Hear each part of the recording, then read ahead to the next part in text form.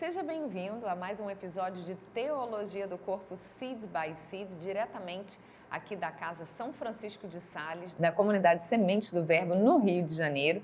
Nós somos Tatiana e Ronaldo de Mello, somos da Pastoral Familiar aqui da Arquidiocese do Rio de Janeiro e colaboramos com a Sementes do Verbo nessa formação especial sobre a Teologia do Corpo de São João Paulo II. Toda quarta-feira é lançado um novo episódio e nós estamos já terminando agora o terceiro ciclo de catequeses, que é o menorzinho, que fala sobre a ressurreição da carne. Nesse episódio de hoje, nós vamos fazer, como São João Paulo II faz, uma exegese do capítulo 15 da primeira epístola de São Paulo aos Coríntios, que trata especificamente sobre a ressurreição do corpo e da alma. Afinal de contas, a experiência que São Paulo fez quando ainda era Saulo, a caminho de Damasco, Saulo de Tarso, a experiência que ele fez e que foi decisiva na sua vida foi justamente a experiência com o Cristo ressuscitado. Então, Paulo experimentou muito bem, desde o início da sua conversão, como estopim da sua conversão, o encontro com o Cristo glorioso, com o Cristo ressuscitado. Então, ele sabe muito bem falar sobre essa experiência de ressurreição. Então, eu queria trazer para vocês um pedacinho, e depois nós vamos ler mais alguns trechos com vocês, que é a primeira carta de São Paulo aos Coríntios, capítulo 15. Gostaria de ler 2 versículos, o 14 e depois o 20, que é a resposta ao versículo 14. No versículo 14, nós lemos assim: E se Cristo não ressuscitou, vazia é a nossa pregação e vazia também é a nossa fé. Mas não, Cristo ressuscitou dos mortos como primícias dos que adormeceram. E desse encontro com o Cristo ressuscitado, com o primogênito dentre os ressuscitados, São Paulo sabe, pode dizer com propriedade, porque ele experimentou essa grande graça. Como será então a ressurreição do corpo e da alma? É a grande pergunta que a gente hoje quer trazer para vocês, a meditação, para que vocês possam perceber. E na própria chamada que a gente fez para esse episódio de hoje, a gente consegue perceber que a grande dúvida que a gente tem, o grande desafio que a gente tem, a grande pergunta que nós questionamos é como nós ressuscitaremos. Como vai se dar essa ressurreição? Vai se dar só na parte material? Vai se dar só na parte espiritual? E no episódio passado a gente meditou, logo no comecinho, justamente aquele caminho da origem espiritual de Deus, da encarnação humana e do nosso retorno no corpo glorioso para Deus. Meditamos também e a gente entendeu que o Espírito sempre vai sobressair nessa realidade. Por quê? Porque o Espírito é que não muda o seu estado em todo esse percurso da criação, vida e vida eterna. O corpo, sim. O corpo vem para uma realidade e volta para um corpo glorioso. Então, sim, ressuscitaremos em corpo e em alma. Viveremos uma nova realidade com Deus. E essa ressurreição que nós passaremos, que nós teremos a graça de viver, primeiro, ela será possível porque o próprio Cristo passou por ela.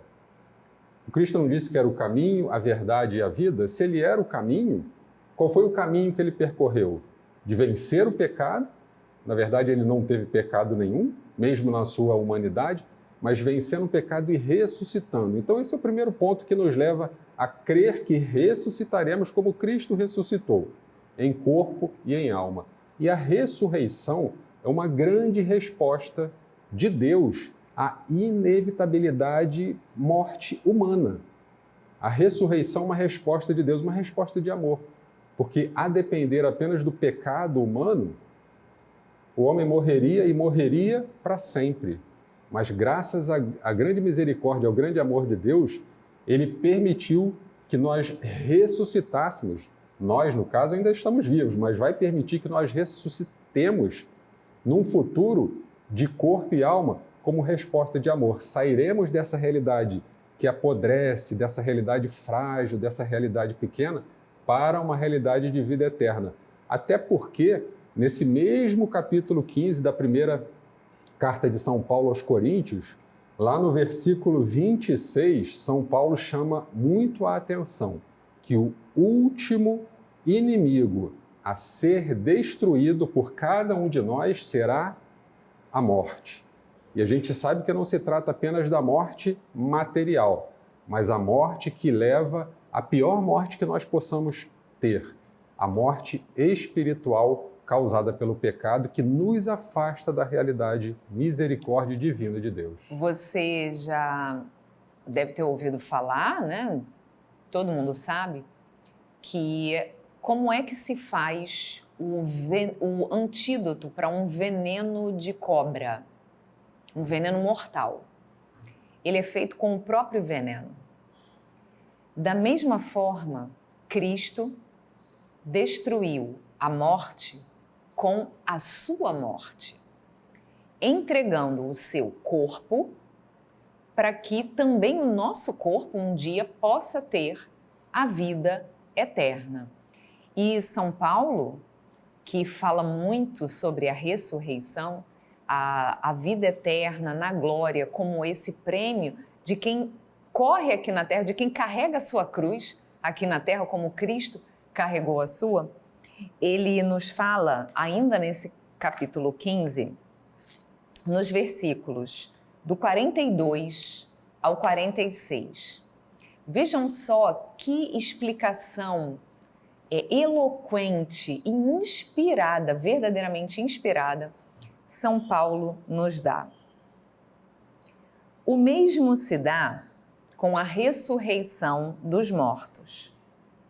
Semeado corruptível, o corpo ressuscita incorruptível. Semeado desprezível, ressuscita reluzente de glória. Semeado na fraqueza, ressuscita cheio de força. Semeado um corpo psíquico, ressuscita um corpo espiritual. Se há um corpo psíquico, há também um corpo espiritual. Assim está escrito: o primeiro homem, Adão, foi feito alma vivente. O último homem, o último Adão, tornou-se espírito que dá a vida. Primeiro foi feito não o que é espiritual, mas o que é psíquico. O que é espiritual vem depois. Jesus vem como esse último Adão para justamente nos mostrar essa primazia do espírito sobre o corpo que nós falávamos no nosso encontro passado. E vejam só essa beleza que São Paulo vem e que nos trazer e que nos enche de esperança. Ainda que nessa vida o nosso corpo seja desprezível, acometido pela dor, pela morte, ressuscitaremos com um corpo glorioso, como uma semente que quando cai na terra morre e parece esquecida, ali sem vida, enterrada, mas que misteriosamente, com a graça de Deus, cresce e se transforma numa nova planta. Muito mais, isso é só uma mera analogia, uma comparação imperfeita, muito mais será o nosso corpo quando, assim como o corpo de Cristo, ressuscitar para a glória e para a vida eterna.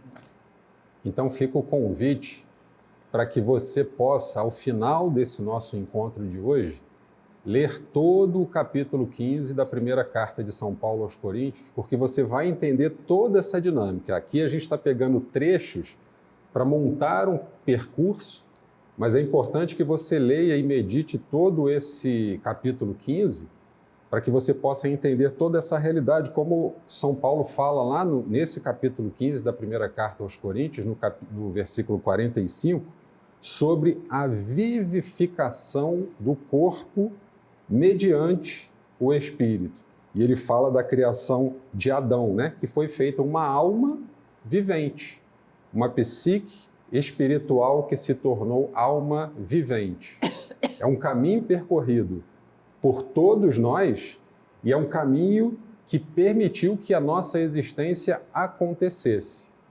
E permitiu que a nossa existência acontecesse de qualquer forma, como a Tatiana sempre faz esse gesto. Porque eu sou um corpo.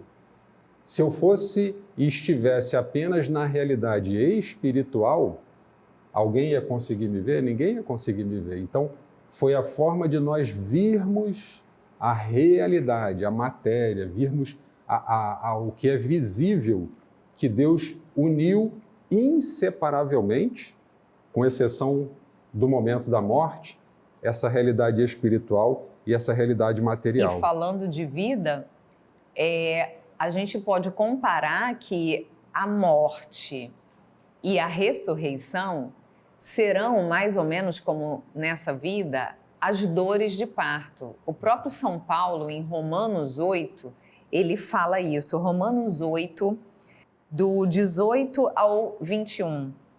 Penso com efeito que os sofrimentos do tempo presente não têm proporção com a glória que deverá revelar-se em nós, pois a criação em expectativa, ou seja, né, como nas dores de parto, em expectativa, esperando, como uma mulher grávida que espera um filho, em expectativa anseia pela revelação dos filhos de Deus. De fato, a criação foi submetida à vaidade, não por seu querer, mas por vontade daquela que a submeteu, na esperança de que ela também ser libertada da escravidão da corrupção para entrar na liberdade da glória dos filhos de Deus.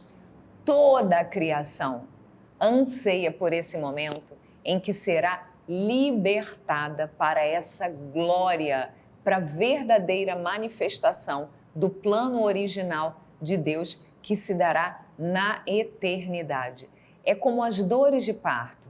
A mulher sofre e depois que o filho nasce, a dor acaba e vem só a alegria, aquela emoção. A nossa morte e a nossa ressurreição, de forma análoga, pode ser comparada a essa dor de parto.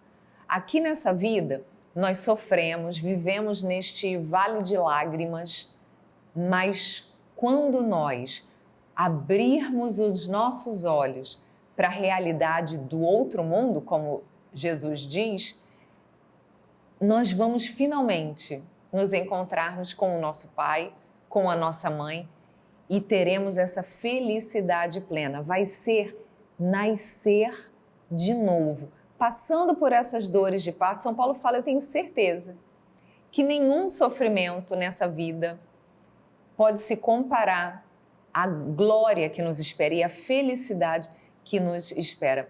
Tem uma música que eu gosto muito, que foi baseada nesse trechinho de São Paulo, que diz que não há dor nessa terra que o céu não cure.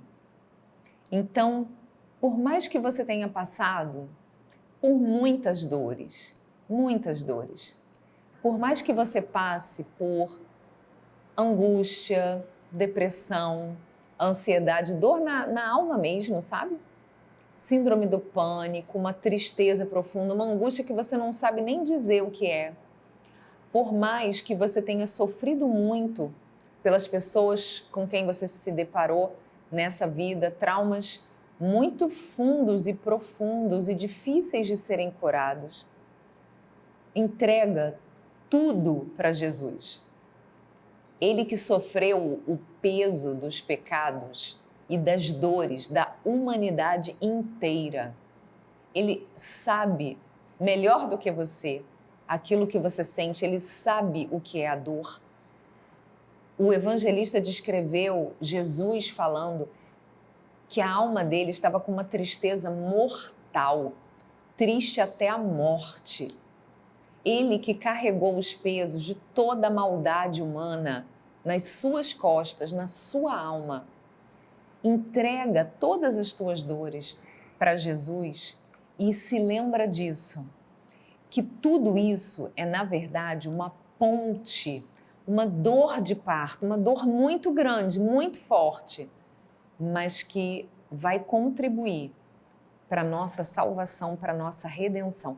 Toda dor que é ofertada, Jesus recebe e ela se transforma em salvação. Não deixa essa dor, esse trauma, essa tristeza, essa ansiedade, essa depressão, essa dúvida, essa angústia, não deixa isso te abater. Recolhe tudo, pega tudo, toma isso e entrega para Jesus, porque Ele sabe muito bem como transformar e ressuscitar tudo isso para a nossa salvação.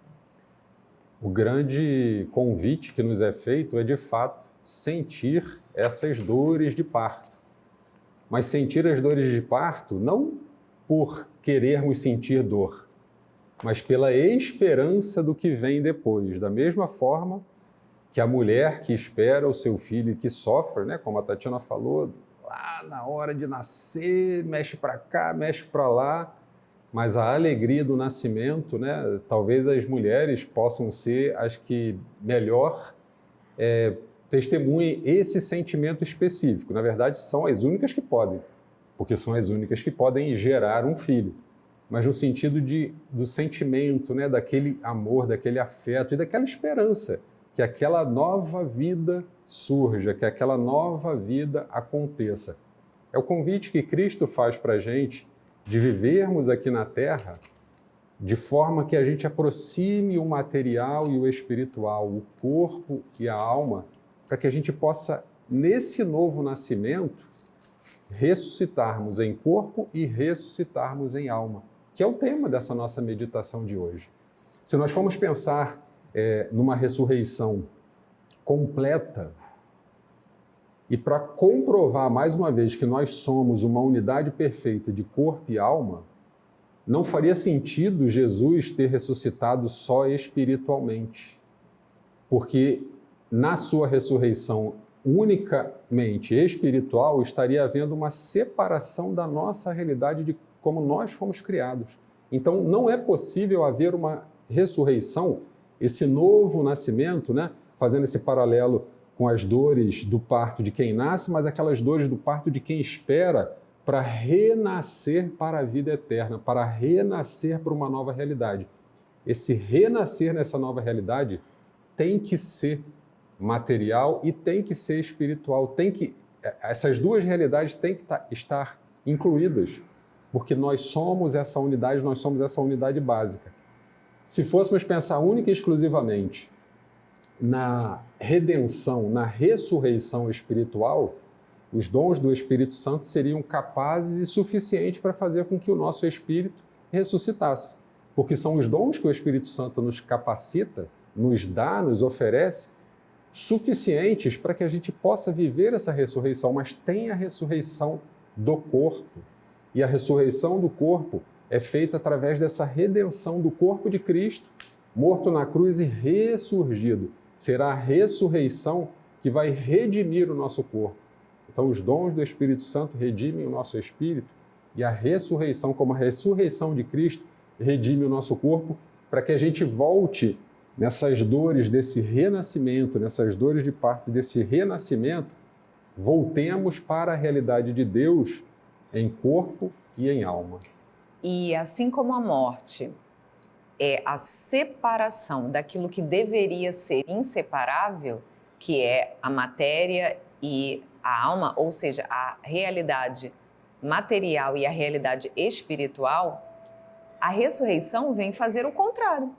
Ela vem unir novamente, de uma forma gloriosa, definitiva e perfeita a realidade psicossomática, o material e o espiritual. É exatamente isso que a ressurreição vem fazer, graças à redenção de Cristo. E eu queria concluir com um trechinho da primeira carta de São Paulo aos Coríntios, capítulo 15, no versículo 49, em que São Paulo diz assim: e assim como trouxemos a imagem do homem terrestre, assim como nós somos imagem de Deus aqui, nessa terra, assim também traremos a imagem do homem celeste.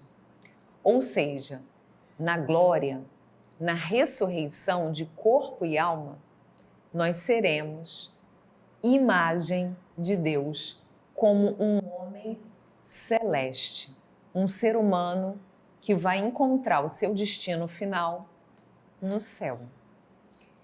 Nós queremos agradecer muito pela sua presença, pela sua companhia.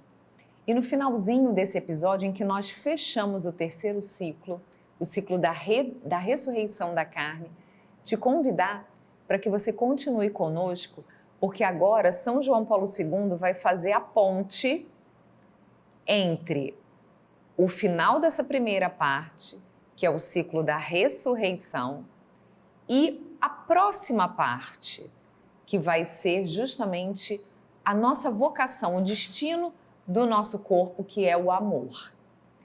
Então, no próximo episódio, nós vamos caminhar juntos nessa ponte que São João Paulo II faz entre essas duas grandes partes da teologia do corpo: quem nós somos e como nós devemos viver para alcançarmos a felicidade. Então, não perde os próximos episódios, porque você vai entender como é que São João Paulo II faz essa ponte entre a realidade da ressurreição e o amor. O que ressurreição e amor têm em comum? Fica ligadinho, porque você vai descobrir a partir do próximo episódio de Teologia do Corpo, Seed by Seed.